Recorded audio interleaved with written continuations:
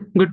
तो चलिए आज का सेशन स्टार्ट करते हैं। आज के सेशन में हम लोग क्या देखने वाले हैं, बेसिकली लास्ट क्लास में जो चीजें बना रहे थे हम लोग क्या कर रहे थे, बूटस्ट्रैप रिएक्ट के अंदर बूटस्ट्रैप को इंस्टॉल किए थे और बूटस्ट्रैप एंड के हेल्प से क्या कर रहे थे, एक टू डू लिस्ट का एक हम लोग यूआई बना रहे थे रिएक्ट के अंदर। तो उसी चीजों को हम लोग आज की भी क्लास में कंटिन्यू करेंगे, इसे आज पूरा भी कर देंगे एंड नेक्स्ट क्लास से देखेंगे इसमें कि क्या कौन कौन सी चीजें हम लोग डायनेमिकली रख सकते हैं, कैसे इसको डायनेमिकली कन्वर्ट किया जा सकता है, इन सब चीजों को भी हम लोग कोशिश करेंगे बनाने के लिए। तो सबसे पहले चलिए ऐसा करते हैं, यहाँ पे ऐड न्यू टास्क आ गया, टास्क लिस्ट आ गया। इस तरीके से अगर हमें लिस्ट बनाना हो तो हम कैसे बना सकते हैं। तो देखो अब हम बात आ रहा है कि हम यहाँ पे बनाएंगे डिजाइन ए और इसे कॉल करेंगे 4 बार 5 बार 6 बार, जितनी बार चीजें हमें कॉल करना होगा उतनी बार हम इसे कॉल कर सकते हैं। बस यही सभी सारी चीजें हमें यहाँ पे देखना है, सीखना है। तो चलो हम लोग ओपन करते हैं अपने रिएक्ट ऐप को। इसमें खाली जगह पे राइट क्लिक करते हैं, शो मोर ऑप्शन पे जाते हैं, ओपन विथ कोड पर क्लिक करते हैं। जैसे ओपन विथ कोड पर क्लिक करेंगे, देखना यहाँ पे मेरा कोड तो ओपन हो गया। और इसे ओपन करने के लिए हम लोग क्या प्रेस करते हैं, npm स्टार्ट। क्या टाइप करते हैं कमांड, npm स्टार्ट।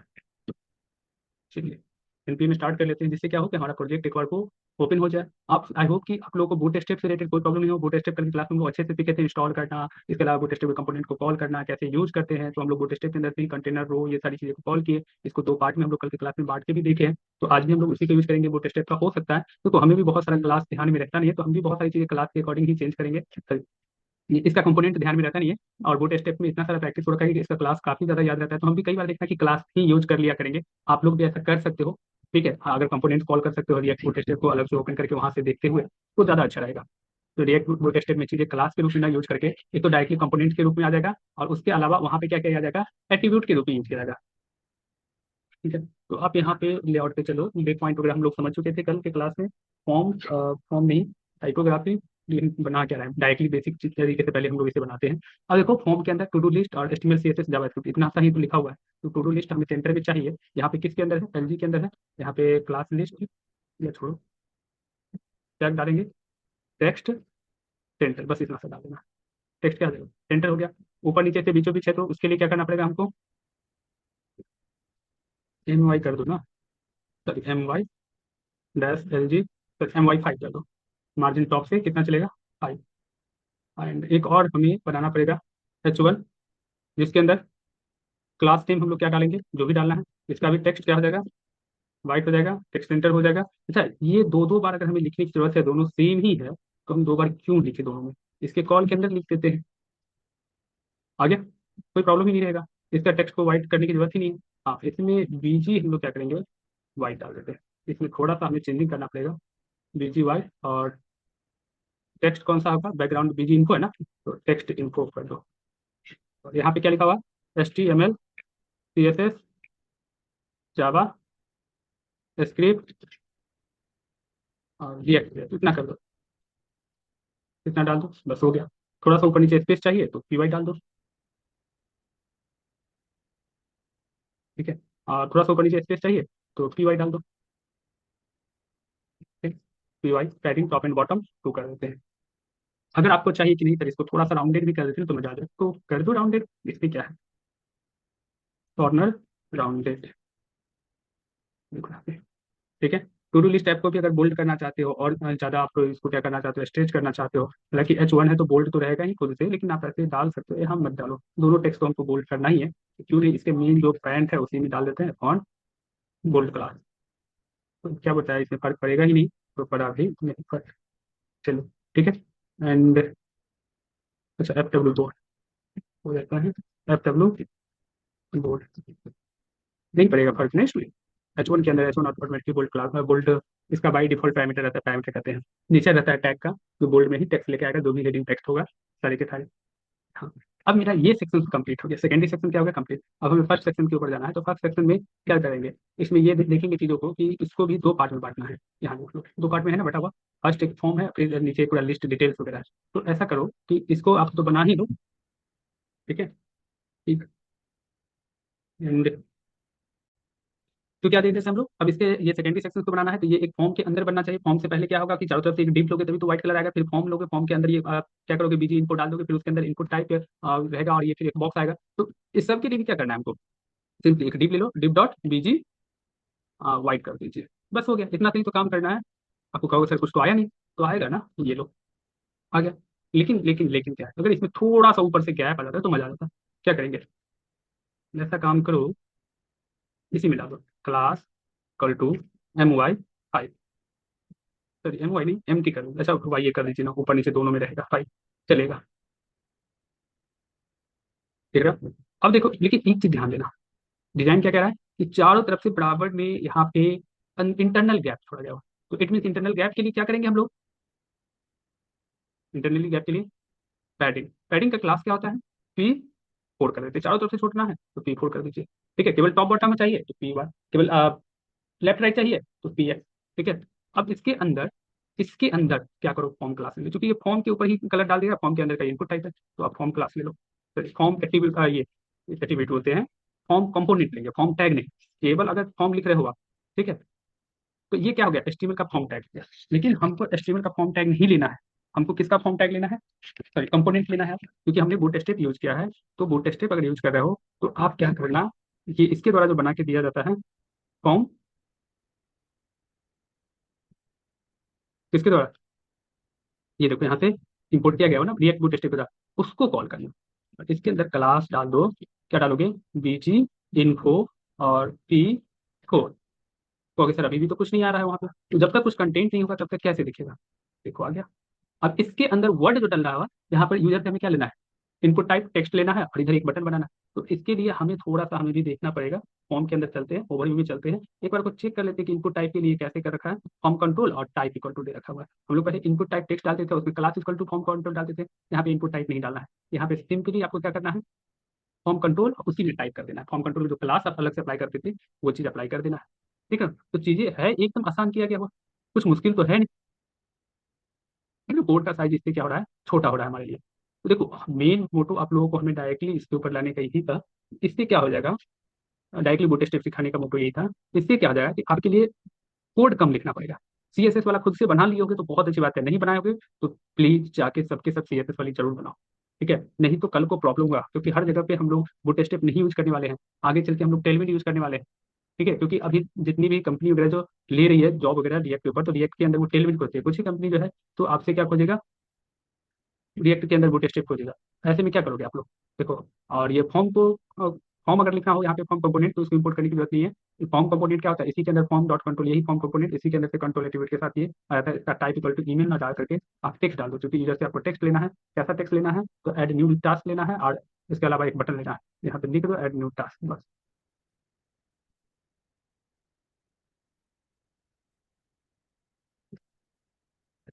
बस। अब देखो यहाँ पे अपना डिजाइन आ गया, ऐड न्यू टास्क करके। अब इसके जस्ट बगल में हमको बटन चाहिए, तो क्या करोगे, बटन के लिए ये इसका बटन भी आता है, बटन कंपोनेंट आता है, उसको कॉल कर लो, बटन, बटन का वैल्यू क्या डालोगे, ऐड टास्क। देखो ये बटन का वैल्यू ऐड टास्क तो है, सही बटन के अंदर टेक्स्ट, लेकिन ये नीचे आ जा रहा है, हमको इसके साथ चाहिए। हम क्या करेंगे, फॉर्म का बस दो ही है, तो इसको क्या करेंगे, डी फ्लैश कर दोगे, तो यही क्या अगल बगल में आ गया। लेकिन प्रॉब्लम क्या हो रहा है कि हमको एक साथ चाहिए, यहाँ पे थोड़ा सा गैप चाहिए, तो गैप के लिए क्या करेंगे हम लोग, जी फोर कर देते हैं। जी फोर से नहीं आ रहा है तो गैप कर दीजिए। ठीक है, जी फोर के इसका क्लास होगा, वो टेस्टेबल क्लास होगा, और जी फोर ज़्यादा लग रहा है तो जी थ्री कर दीजिए। ठीक है, अच्छा हम चाहते हैं कि एड टास्क एक साथ लिखा हुआ दिखे, ये अलग अलग। ठीक है, एक साथ लिखा हुआ दिखे, तो ऐसे कंडीशन में क्या करोगे आप, यहाँ पे बटन में and N B S P कर दो, सेमीकोलन।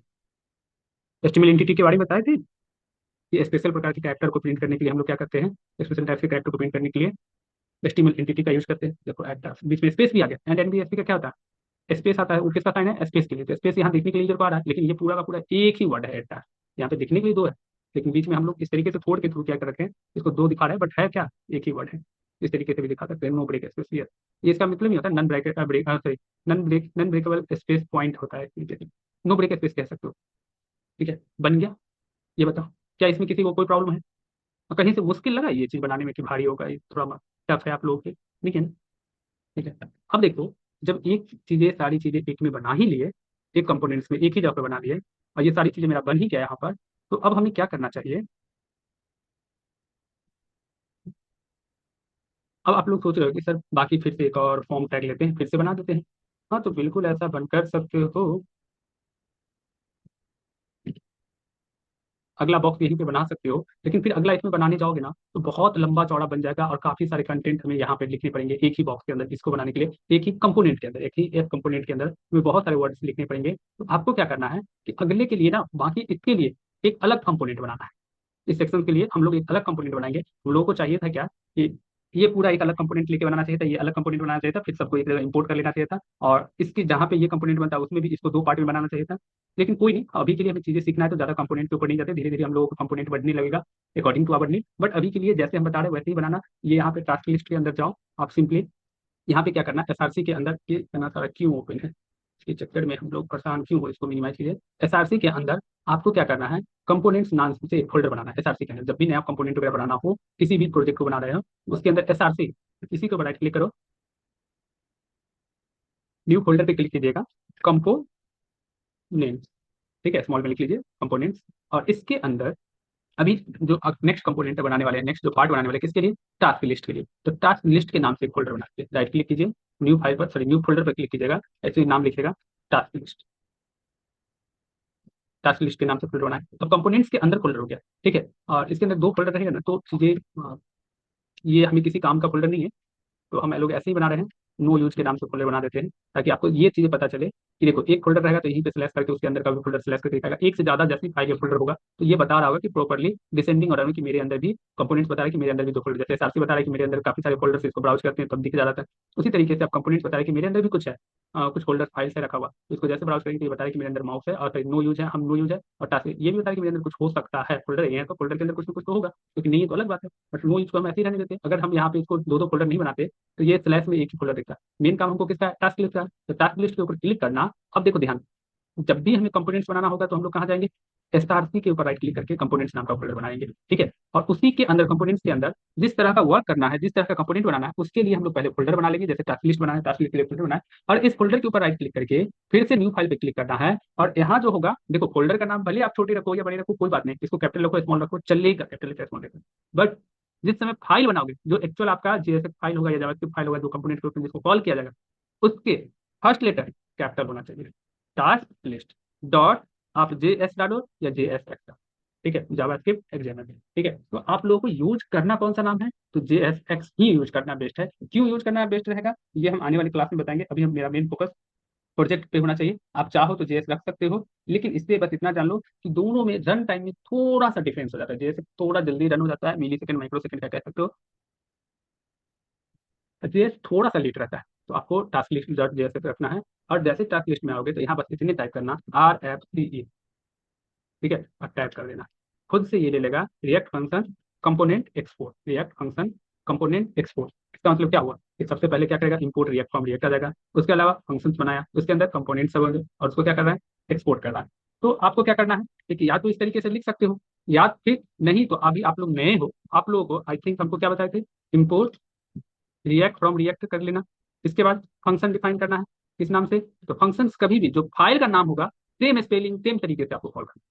तो किस नाम से, टास्क लिस्ट, यहाँ पे पैरेंथेसिस स्टार्ट बंद क्लोज, इसके अलावा इंटर कीजिए, यहाँ पे रिटर्न कीजिए, रिटर्न के अंदर पैरेंथेसिस स्टार्ट इन, इसमें क्या बताया थे, ब्लैंक सेगमेंट, ठीक है। और इसी चीज को क्या करना है, एक्सपोर्ट डिफॉल्ट, क्या किस नाम से एक्सपोर्ट करना है, तो टास्क नाम से फंक्शन है, तो टास्क लिस्ट नाम से ही हम एक्सपोर्ट भी करेंगे चीजों को।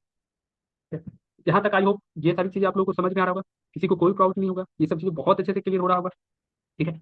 अब इसके अंदर क्या करना है, कैसे बनाएं, क्या, तो जरा डिजाइन को देखते हैं। डिजाइन क्या करा है कि मेरे तरफ बाहर में भी क्या है, चारों तरफ से एक बॉक्स बना हुआ है, फिर उसके अंदर चीजें ऐसे ऐसे ऐसे, चलो ठीक है, जैसे बता रखा है ये, यानी कि इससे पहले वाला जो हम लोग फर्स्ट जो प्रोजेक्ट बनाए हैं कंपोनेंट्स ये फॉर्म का, इसी तरीके से ये डिव वाले स्टाइल में ही इसको कॉल करते हैं। ठीक है, अगला बॉक्स भी हमको ये डिव तो ऐसे ही रह जाएगा साइड में, इसके जस्ट नीचे ही नेक्स्ट कंपोनेंट आएगा, टास्क लिस्ट, यहाँ पे पेस्ट कर देते हैं। सेम डिजाइन यहाँ भी बन के आ जाएगा। अब कैसे पता चलेगा सर सेम डिजाइन बन के आ जाएगा नीचे भी, यहाँ पे आना चाहिए था सेम ऐसा, ऐसा तो कुछ नहीं हुआ। क्यों नहीं हुआ, क्योंकि हमने जो चीजें यहाँ बनाया ये भी क्या है, कंपोनेंट है, एक पार्ट है। इस चीज को हम एक्सपोर्ट तो किए, लेकिन ऐप डॉट जेएस के अंदर इसको इंपोर्ट नहीं किया, इसे सेट नहीं किया, ठीक है। तो अब हमको क्या करना पड़ेगा, यहाँ पे इंपोर्ट करना पड़ेगा, किस नाम से, टास्क लिस्ट के नाम से। तो यहाँ पे लिखेंगे इंपोर्ट, ठीक है, टास्क लिस्ट, यहाँ जैसे टास्क लिखे आगे टास्क लिस्ट, जैसे टाइप करेंगे ऑटोमेटिकली लिख देगा task list from dot slash का मतलब क्या हुआ, ये ऐप डॉट जेएस बता रहा है कि हमारे करेंट लोकेशन के अंदर कंपोनेंट्स नाम का एक फोल्डर है, उसके अंदर टास्क लिस्ट नाम का कोई फोल्डर है, उसके अंदर टास्क लिस्ट डॉट जेएसएक्स या जेएस नाम का एक फाइल है, उसको हम इंपोर्ट कर रहे हैं। वहां पे आप जितनी भी कंटेंट लिखा हुआ वो सब किसके अंदर, ये टास्क लिस्ट नाम के एक वेरिएबल के अंदर स्टोर हो गया। आप इसका नाम टास्क रख सकते हो, कुछ भी रख सकते हो, जो भी चाहो रखो, लेकिन जो फाइल का नाम रहता है वही नाम रख लेना। और ये वेरिएबल क्या हो गया, कह सकते हो यहाँ पे एक कंपोनेंट हो गया। तो ये आपका क्या किस तरह का कंपोनेंट हुआ, आपका खुद का बनाया हुआ एक ऐसा एचटीएमएल हो गया, एक एचटीएमएल टैग हो गया, जिसमें जिसमें कुछ फंक्शनलिटी, कुछ ऑप्शंस, कुछ डिजाइन रखा हुआ है। बस आपको वो चीज़ यहाँ पे कॉल करें, यहाँ पे लिख देना है बस टास्क लिस्ट। और इसको क्या करना है, कभी भी क्या बताए थे, रिएक्ट में कोई भी ओपन टैग होगा तो उसको सिंगल क्लोज मतलब सेल्फ क्लोज कर देना है। यहाँ पे सेल्फ क्लोज कर दीजिए, बस टास्क लिस्ट लिख करके। यहाँ देखिए आपका कंपोनेंट क्या हुआ, टास्क लिस्ट का form is not defined, form is, अच्छा एक प्रॉब्लम है। यहाँ जो हम टास्क लिस्ट बना रहे हैं इसमें फॉर्म और बटन किसका है, बूट स्टेप का है। तो बूट स्टेप वाली चीजें हम यहाँ पे इंपोर्ट कहाँ किए, जितनी बार हम बनाएंगे उतनी बार इंपोर्ट करना पड़ेगा। कहाँ से, तो import form from react bootstrap comma button, बस दो ही चीजें। Form is not defined, form is not defined, ये कहाँ से आ रहा है, form is not defined, form is not defined.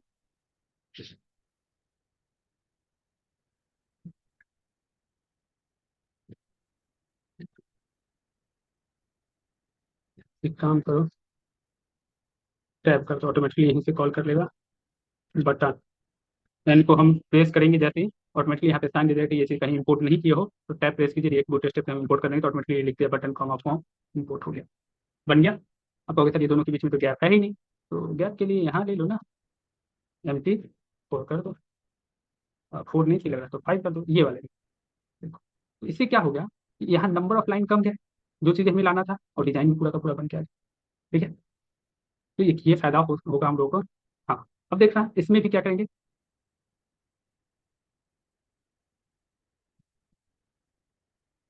अब देखो जरा, ये फॉर्म तो सब कुछ सही है, हमको क्या रखना है, फॉर्म दिखाना है, टेबल बनाना है।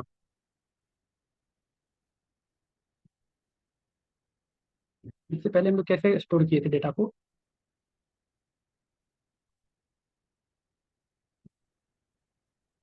एक डेबिट के अंदर चीजों को रखते चले जाए नहीं, एक फॉर्म में भी दिखा देते हैं वैल्यू डाल के। अभी के लिए हमको ज़्यादा नहीं करने वाले हैं। इनपुट टाइप प्लेस होल्डर की जगह पे सीधा वैल्यू डाल देते हैं, वैल्यू इक्वल टू क्या होगा, टास्क हुआ। ठीक है, यहाँ पे फ्लैक्स वगैरह मत डालो, फॉर्म अपनी जगह पर सही है, गैप भी अपनी जगह पर सही है। यहाँ पे सबके अंदर एक डिव ले लेना, div dot display flex dot gap two, enter कीजिए इसके अंदर, क्योंकि दो बटन चाहिए हमें, टास्क वन टास्क। ये डिजाइन तो खुद सोचना पड़ेगा आप लोगों को, बट डिजाइन में तो ऐसा है कि एडिट और डिलीट नाम का दो बटन है, ये आइटम वन, एडिट और delete.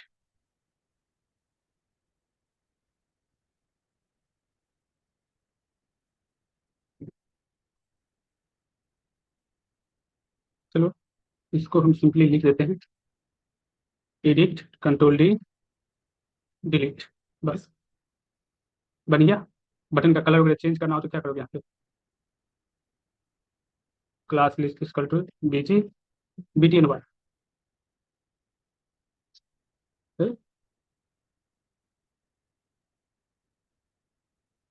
Text info,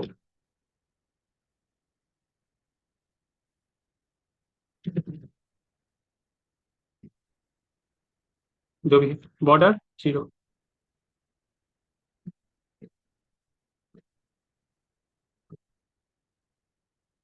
border zero कर दो। सेम इसी तरीके से यहाँ पे क्या करना है, डिलीट अप्लाई करना है, सेम चीज इसमें भी लिख दो, कॉपी डिलीट कर, ठीक है, एक आ गया। अब इसी चीज को क्या करोगे आप लोग, कॉपी करो पेस्ट कर दीजिए। ठीक है, अच्छा इस दोनों के बीच में भी आपस में गैप चाहिए, तो यहाँ पर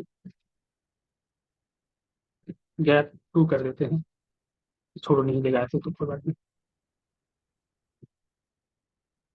एम बी टू, ये भी एम बी टू पे रहेगा। ठीक है? MB के जगह पे MY कर दो।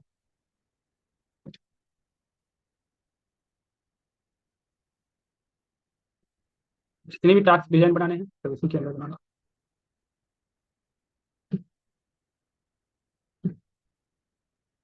ठीक है, बन गया डिजाइन पूरा। हम अभी के लिए ऐसा कुछ नहीं बना रहे, यहाँ पे चीज़ें आप लोग डिलीट कर सकते हो, बना सकते हो, नया चीज़ें ऐड कर सकते हो। हालांकि ये वैल्यू है तो इसमें कोई चेंजिंग वगैरह तो होगा नहीं, हम चलेगा ये अभी के लिए। लेकिन आगे चल के इसे हम लोग डायनेमिक करना सीखेंगे, बहुत सारी चीज़ें इसमें सीखने को है। अगर किसी को अभी ही डायनेमिक सीखना है तो हम अभी ही डायनेमिक सिखा देते हैं। बट ये बताओ कि इस डिजाइन में किसी को तो कोई प्रॉब्लम नहीं होगा, यहाँ तक चीज़ें समझ में सबको आ रहा होगा। तो एक काम करो, सबके सब इसका पहले क्विकली स्क्रीन शॉट ले लीजिए। ठीक है, क्विकली स्क्रीन शॉट ले लीजिए, फिर आगे की चीज़ें हम बताते हैं। अभी के लिए जस्ट आप लोगों को,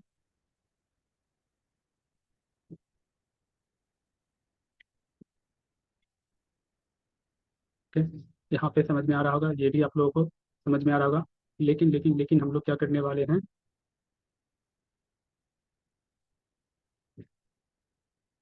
एक और फंक्शन बनाएंगे। कहाँ पे? रिटर्न से पहले, इसी में रिटर्न से जस्ट नीचे, जस्ट पहले फंक्शन टास्क। ठीक है,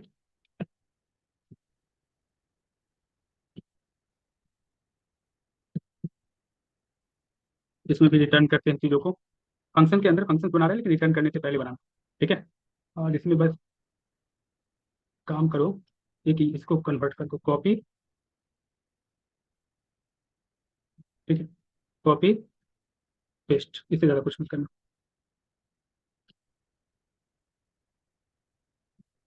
बस इतना सा कॉपी पेस्ट कर दो। इससे भी आप लोगों को कोई फर्क नहीं पड़ा, पता चलेगा कि हो क्या रहा है। बट देखना जरा, इसका हम क्या करने वाले हैं, कुछ चीज़ें, एक मैप फंक्शन को हम चलाएंगे। ये सब चीज़ें तो सेम रहेगा, हमें चेंजिंग क्या करवाना है, केवल टास्क। तो एक काम करो, इसमें ही ऊपर में एक, क्या करो, वेरिएबल बना दो, कॉन्स्ट करते हैं। कॉन्स्ट में लेट टास्क, हाँ टास्क के कर दो, टास्क कर दो, task equal to area of object. Object बनाओगे, एरिया ऑफ ऑब्जेक्ट कर दो। एरिया बनाना, एरिया के अंदर ऑब्जेक्ट बनाना। ठीक है, कितना, 4 टास्क चाहिए। अ, 4 बटन, या ऐसे ही सिंपली बनाना। पहले task name change to, task का नाम दे दो कुछ भी, टास्क 1। ठीक है, जो भी नाम देना है। सेम इसी तरीके से कॉपी, कॉमा, पेस्ट। ठीक है, 2, कॉमा, पेस्ट, 3, कॉमा, पेस्ट, 4। कहाँ पे डाटा स्टोर हो रहा है? टास्क नाम के वेरिएबल के अंदर। ठीक है, ऑब्जेक्ट का डाटा हम लोग कैसे करते हैं, तो हम यहाँ पे सिंपली जाएंगे, वैल्यू को हमको चेंज करना है। आप लोग को बताया था डायनेमिक के लिए कौन सा कॉन्सेप्ट यूज करना पड़ता है, यहाँ पे डायरेक्टली करली ब्रैकेट का यूज करना पड़ता है। जबकि इससे पहले हम लोग क्या करते थे, टेम्पलेट डिटेल का यूज करते थे जावास्क्रिप्ट के अंदर। और यहाँ पे करली ब्रैकेट यूज करो और इसमें डाल देना टास्क, टास्क डॉट टास्क में।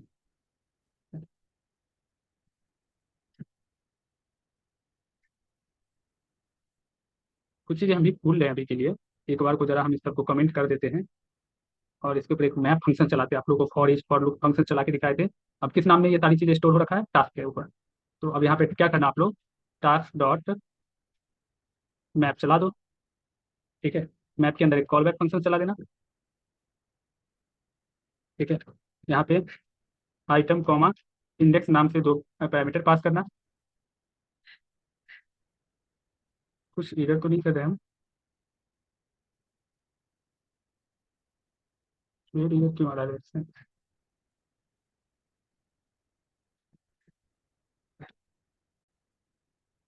मैप मेथड तो चला है, मैप मेथड के अंदर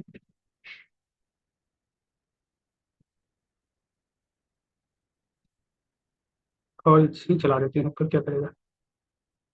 अरे नहीं करना है, फॉर ईच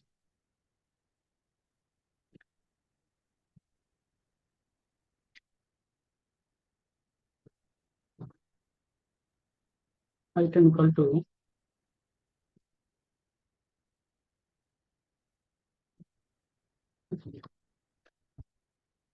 कुछ तो मिस कर रहे हैं।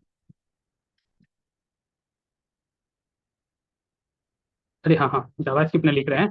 जावास्क्रिप्ट लिखने से पहले करली ब्रैकेट देना, तभी कुछ लिखना है। टास्क डॉट मैप फंक्शंस को चला दो। मैप के अंदर करली ब्रैकेट। ठीक है।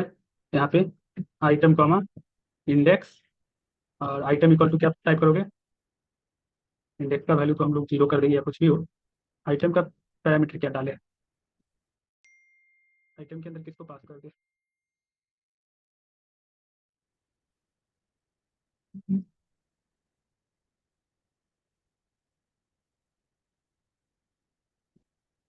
टास्क कोड के नीचे कॉमा तो नहीं ही आता।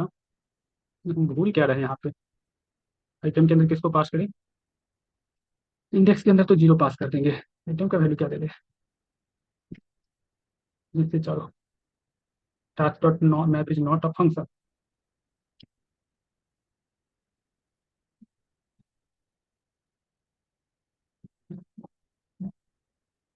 आइटम का वैल्यू तो पूरे का पूरे टास्क आना चाहिए।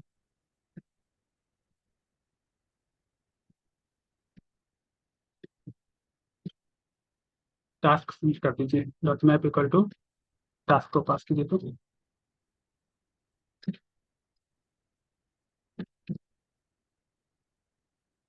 Equal to task.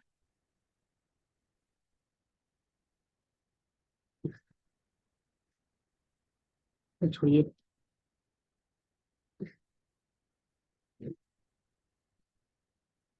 कुछ ऐसी चीजें मिस कर रहे हैं छोटा सा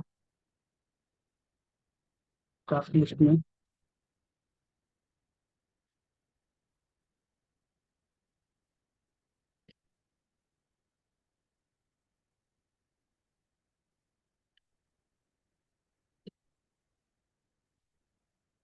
इक्वल टू टास्क कर दीजिए। कोई नहीं, अगर आज अभी नहीं बनता है तो कल एक और को फिर से हम लोग ट्राई करेंगे। देख लेंगे क्या एरर रहा है, क्या करा rating map can not read map map map map. एक बार को गूगल वहाँ से पूछ लेते हैं मैप फंक्शन। गूगल से क्यों पूछे जब मेरे पास चैट जीपीटी है?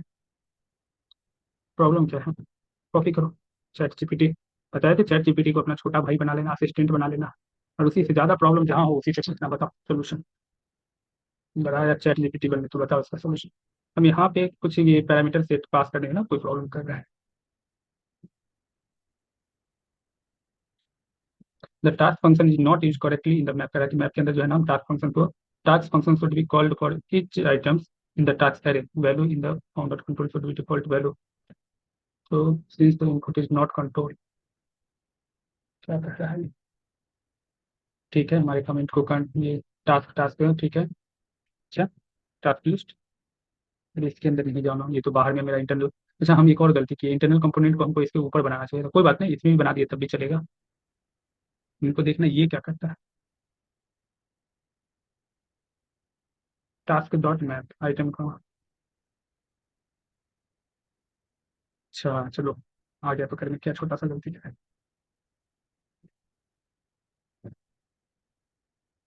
Rename the task function and task.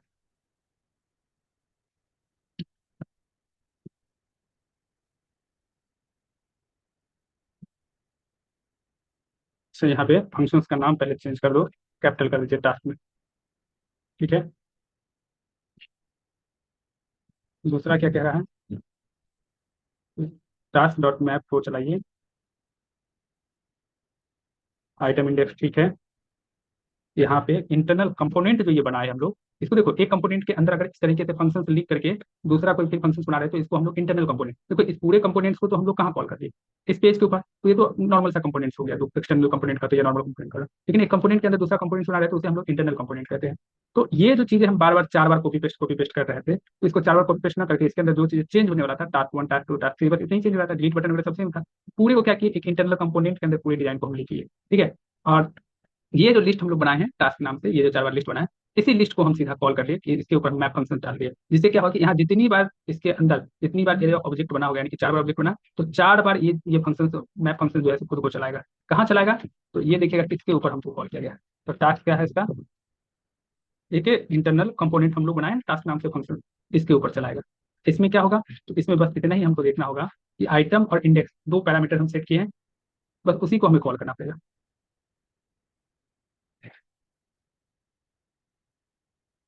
थोड़ा सा कुछ तो गड़बड़ी हो रहा है। डिफॉल्ट वैल्यू इज टास्क में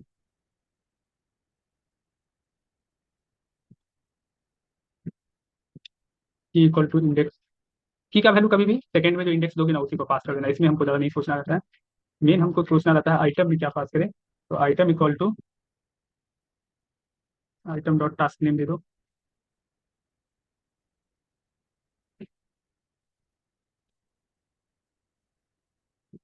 और ये टास्क नेम कहाँ से आएगा?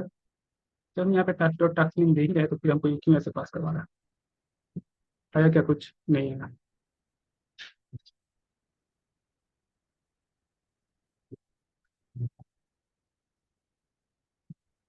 इसका default value simply task name के रूप में प्रेजेंट करवाना है।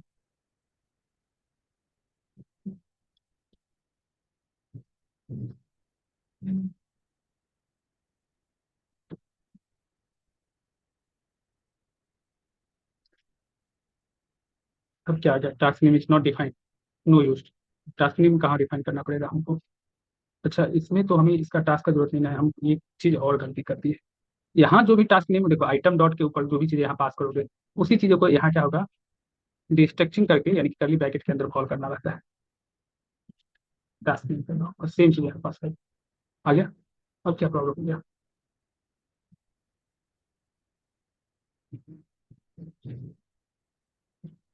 आइटम डॉट मतलब टास्क डॉट, इस नाम से यहाँ पे टास्क से कभी डेटा नहीं प्रेजेंट कर रहा। अब क्या प्रॉब्लम है?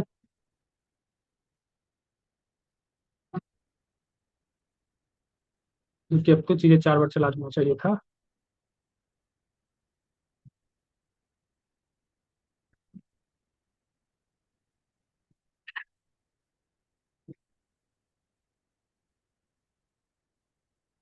चलो कोई नहीं, देखेंगे हम लोग आने वाले क्लास में कि ये प्रॉब्लम इसको अभी क्या हो रहा है।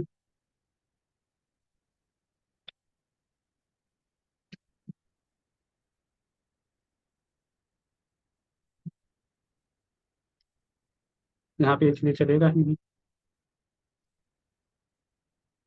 ठीक है, अभी के लिए आप यही 4 बार कॉल कर लेना। हम नहीं चाह रहे थे कि ये 4 बार हमें कॉल करना पड़े। अगर ये 4 बार कॉल नहीं करना पड़ता तो देख रहे हो ना कंटेंट कितना होता है मेरे लिए। एकदम से बस इतना सा और ये एक बार ठीक है। ठीक है, कल के क्लास में चीज़ों को समझा देंगे कैसे डायनेमिकली हैंडल किया गया है। नहीं तो अभी के लिए हमको बस यहाँ पे सब में एक एक करके उतना ही बात डायनेमिकली हैंडल करना पड़ेगा।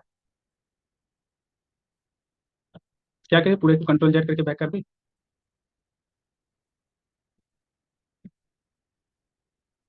चलो बैक ही कर देते हैं, कल फिर से सीख लेंगे एक बार को। पढ़ेंगे समझ जाएंगे। अभी के लिए आप लोग इतना मत सोचो सर कहाँ से क्या हो गया, कितना सारी चीज़ें इसमें लिखा गया, तो मत सोचना। ठीक है, अभी के लिए बस ये नॉर्मल तरीके से 4 बार डिजाइन बनाए, इतना सीख लो काफ़ी है। हाँ, कल क्लास रहेगा। इन करते हैं आज के लिए।